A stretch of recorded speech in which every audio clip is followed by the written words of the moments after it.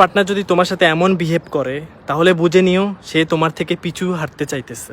Number 1 হচ্ছে আগে তোমাদের যেমন কথা হইতো, লাইক 2-3 ঘন্টা 4 ঘন্টা কথা হইতো, ভিডিও কলে লং টাইম কথা হইতো, এখন 5 থেকে 10 মিনিটও হয় না। লাইক এখন সে এক্সকিউজ দিয়ে চলে যায়, নিজেকে অনেক বেশি বিজি দেখায়, বাট রিয়েলিটিতে সে কিন্তু বিজি নাই। 2 নাম্বার হচ্ছে আননেসেসারি ঝগড়া বা ফাইট।